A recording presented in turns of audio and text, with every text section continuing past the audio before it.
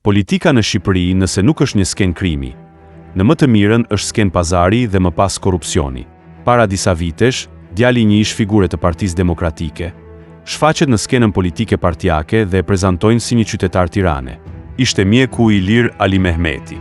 Por këtij momenti injektimi politik i kishte paraprirë një moment tjetër, shumë i rëndësishëm dhe kritik, një virus, një pandemi dhe një fushat e tërbuar vaksinimi, që pati disa protagonistë dhe flamurtar. Një ndërta ishte pikërisht i lirë Ali Mehmeti, që nuk la ekran dhe media pa u shfaqur për të mbrojtur tezën e vaksinimit dhe që me këmbëngulje përpiqej të impononte domosdoshmërinë e vaksinimit. Më pas, Mr. Vax u prezantua si një figurë që e duan tiranasit për të kandiduar për kryetar të Bashkisë së Tiranës.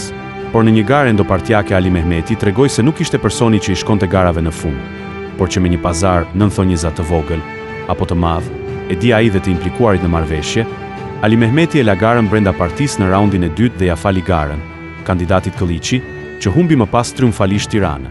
Për 2 vite propaganduesi i vaksinimit dhe garlëshuari i partisë mbeti në hije, derisa erdhi viti 2025 dhe shfaqi dëshirën për kandidim.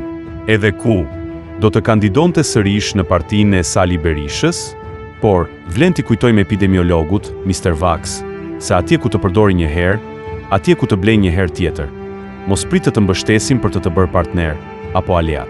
Kështu, Ali Mehmeti u vendos me dinakëri në listat e hapura të Partisë Demokratike, që të siguronte, blindonte dhe garantonte futjen e të gjithë atyre që ishin në listën e mbyllur të Tiranës. Dhe vërtet, loja e Berishës rezultoi e suksesshme.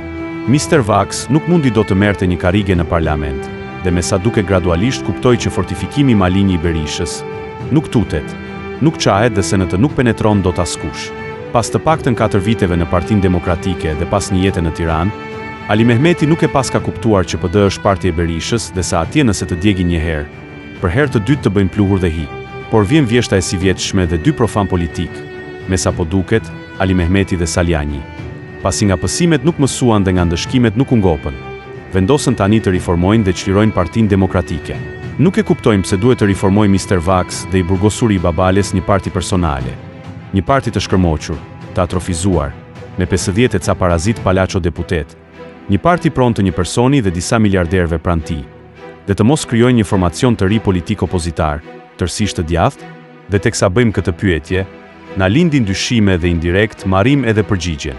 Këta persona përdoren nga qarqe të caktuara për të ndezur valla zjarr në PD, për të bërë pak zhurmë që të harrojnë Ballukun, Ramën dhe dramën e Shqipërisë kartel. Kur shikojmë të tillë persona që orvaten ta bëjnë natën ditë, do me thënë sa ju demokrat dhe veten e tyre reformator, që përpiqen, teksa përdoren nga të tjerë, që të ngjiten në ndonjë maj, bëhemi tifoz me Berishën diktator dhe presim se si do i shkatërroj kundërshtarët e radhës.